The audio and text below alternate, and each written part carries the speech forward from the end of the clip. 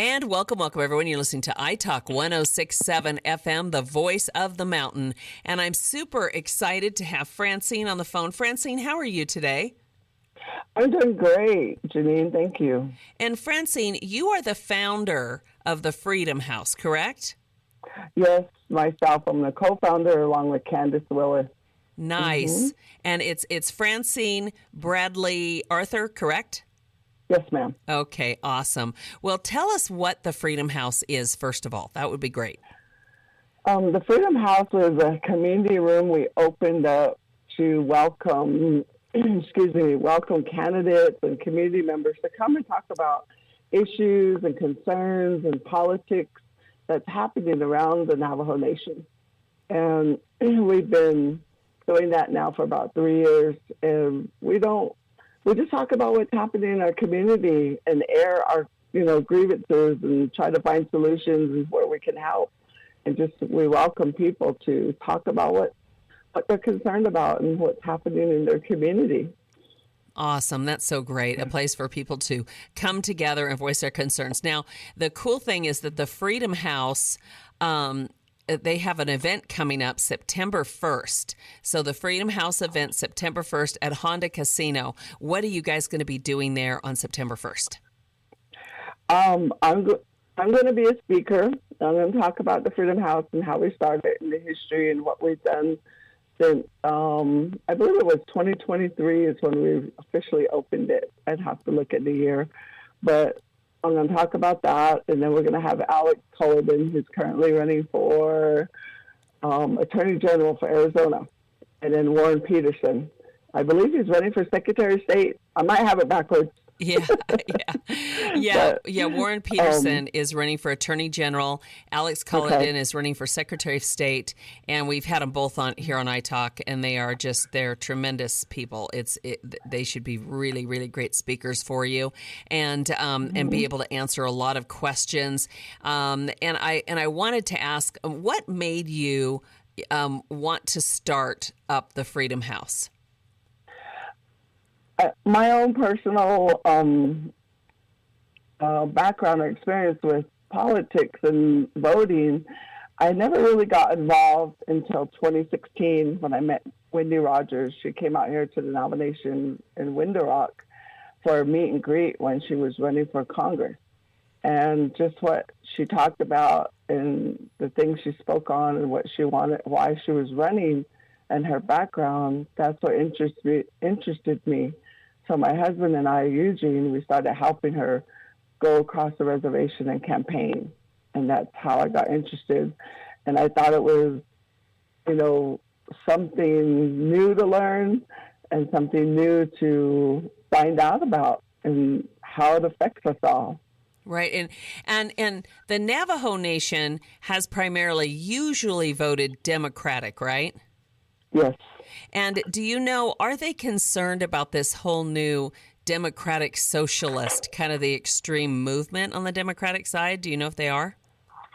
That's a good question. Yesterday I was set up at our local flea market during voter registration. And I had a few people stop by, and I had two older ladies, Navajo ladies, stop by, and I talked about what the current events that are happening across the United States. And those two ladies were shocked. And they said they didn't even know what was happening and didn't, just had no idea because they don't pay attention to current events.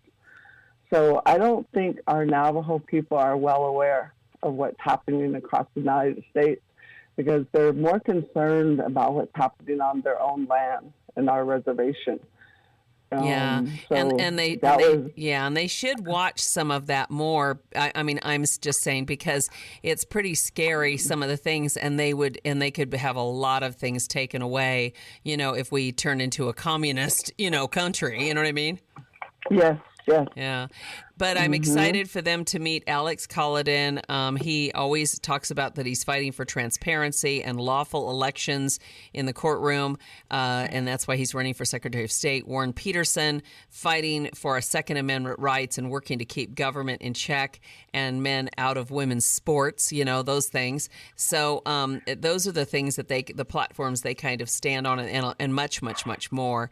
But we appreciate you guys having the Freedom House and on the Navajo Nation and giving a voice to tribal members, Yes, you're welcome. We have been doing this now for about 3 years, and it is starting to make a difference. We are seeing people, and they're learning from us, and we're learning from them, and they're starting to wake up. It's probably going to take maybe it's going to take this election to wake them up to what's happening and how it could affect our Navajo Nation.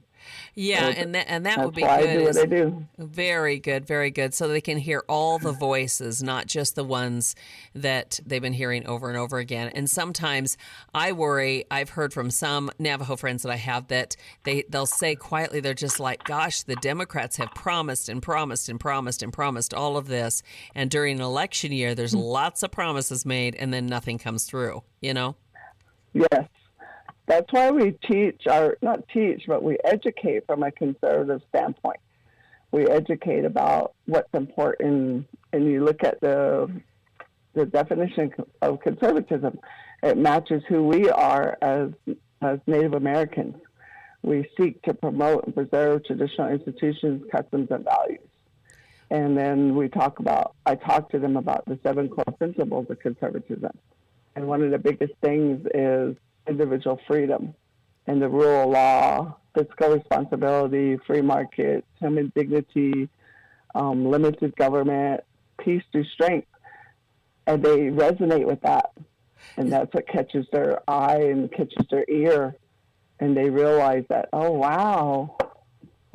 Yeah, we're being led down the weird path. Yeah, I mean, and that's the thing is that all of my Native American friends are in their hearts, they're very conservative. They believe in their family, their freedoms. You know what I mean? Yes. And they believe in the land. They really love their lands and want to keep them, pristine, and they honor the lands. And that's the only thing that scares me is some of this big stuff that wants to come in, and trash our lands, basically, with whether it's, giant chemicals in solar fields and the big wind turbines. You know what I mean? A lot of those things can be scary and change everything. Yeah. And what I try to remind them of, too, is what's going to happen to our Navajo Nation in maybe 10 years if we don't pay attention to what's going on inside and outside. Right. And the biggest thing, I think, is the Democratic Socialist Party that seems to be taking over their party. The scary part is a micro minute away from communism, and then they just take over everything. And, there's no freedoms. And it's a super scary place to go, Yes, I agree. And that's what I'm learning for myself, too. And I'm grateful for my husband, who really pays attention and knows more about history than I do. And I'm learning from him, and that's what we're seeing. We could become a communist country, and that is really scary.